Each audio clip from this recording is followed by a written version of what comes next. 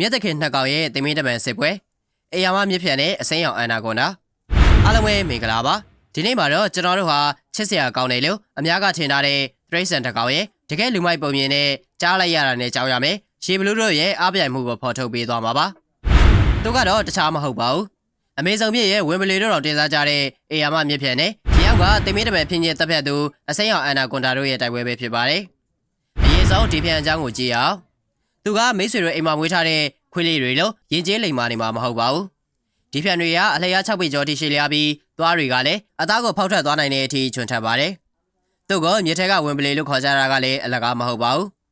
သူ့ရဲ့အားသာချက်ကတော့မကုန်ခန်းနိုင်တဲ့ဆွဲရင်နဲ့လျှက်စီးလိုမြန်တဲ့တုံ့ပြန်မှုပါပဲရှင်ထဲမှာသူဟာနေချာတယောက်လိုကျွမ်းကျင်ပြီးရန်သူရဲ့ဘယ်ဘက်ကနေရောက်လာမလဲဆိုတာမှန်းလို့မရအောင်မြန်ဆန်လုံးပါတယ်တစ်ဖက်မှာရှိတဲ့အန်နာကွန်နာကတော့ရှင်ပါတယ်သူဟာကမ္ဘာပေါ်မှာအလေးဆုံးနဲ့အင်အားအကြီးဆုံးငွေကြီးပါသူ့မှာအစိမ့်မရှိပေမဲ့သူ့ရဲ့ခန္ဓာကိုယ်ဟာတမဏီကျိုးတမယကျစ်လက်တောင်တင်ပါတယ်တခါရစ်ပတ်မိပြီဆိုရင်ဘလို့သဘာဝမျိုးကိုမစိုးအယိုးတွေကျင်းပွားပြီးအသက်ရှူရက်သွားတဲ့အထိဖြစ်ညက်နိုင်စွမ်းရှိပါတယ်သူဟာအမေဇုံရဲ့အမောင်တူထဲမှာငြိမ်သောစာဆောင်ဆိုင်နေတဲ့တိတ်ဆိတ်သောတာသမားပါပဲတကယ်လို့ဒီနှစ်ကောင်သာထိတ်တိုက်တွေ့ပြီဆိုရင်ဒါဟာခွန်အားနဲ့နေပြည်တော်တို့ရဲ့အားပြိုင်ပွဲပါပဲ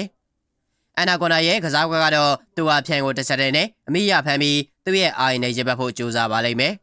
အကယ်၍ဖြန်သာငွေရဲ့အကွက်ထဲရောက်သွားရင်တော့လွတ်လန်းမရှိသလောက်ပါပဲဒါပေမဲ့ဖြန်ဟာအဲ့ဒီတော့မအားပါဘူးဖြန်တွေကပါနဲ့တဲ့နေရာမှာလဲတဲ့နေရာမှာထိတ်တန်းအဆင့်ရှိသူတွေပါဒါကြောင့်လူလောကမှာဖြန်ကြတယ်ဆိုတဲ့အသုံးလုံးမျိုးရှိလာတာဖြစ်ပါတယ်ဒီဖြန်တွေရဲ့အဓိကတိုက်ပွဲကတော့ငွေရဲ့အားနည်းချက်ဖြစ်တဲ့ဦးကောင်းကိုပဲတောက်လျှောက်ပြတ်မှတ်ထားမှာပါငွေကတစ်ခါပေါက်ရင်ဖြန်ကနှစ်ခါပြန်ကြိုက်ပါလိမ့်မယ်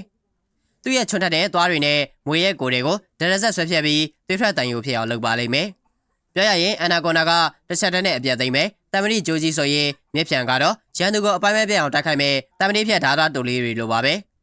ဒီတိုက်ပွဲမှာအဖြေကပတ်ဝန်းကျင်ပေါ်အများကြီးမူတည်ပါတယ်တကယ်လို့ရေတိမ်တွေမှာဆိုရင်တော့အေယာမမြစ်ဖြန်ကအသာစီးရဖို့များပါတယ်သူ့ရဲ့လျင်မြန်မှုကြောင့်ငွေကြီးဟာသူ့ကိုဖမ်းရခတ်နေပါလိမ့်မယ်ဖြန်ဟာမွေရဲ့ဥကောင်ကိုအပိုင်းမဲ့ဖြစ်အောင်ဝါစာပြတဲ့အထိကြောက်စရာကောင်းတဲ့ဆွဲရှိပါတယ်ဒါပေမဲ့ရင်ထဲမှာဆိုရင်တော့အန်နာကွန်တာဟာသူ့ရဲ့အလေးချိန်နဲ့ခွန်အားကိုသုံးပြီးဖြန်ကိုရေရောက်ဆွဲနေကအနိုင်ယူသွားနိုင်ပါတယ်ဒီကုန်းချုပ်ရရင်အေယာမမြင့်ဖြန်ဟာအရွယ်စားသေးပေမဲ့လူမိုက်စိတ်တဲ့အပြည့်ရှိတဲ့စစ်တီဖြစ်ပြီးအန်နာကွန်နာကတော့တကယ်ဝေကြီးတန်းကတာသက်သမားပါပဲအကြောင်းလည်းမရှိတဲ့ဖြန်ရဲ့ဆွဲကြောင့်ဒီတိုက်ပွဲဟာဘသူနိုင်နိုင်နှစ်ဖက်စလုံးအတွက်တော့တေမင်းကကပြရတဲ့အကားတစ်ခုလိုထိတ်လန့်စရာကောင်းနေပါပါ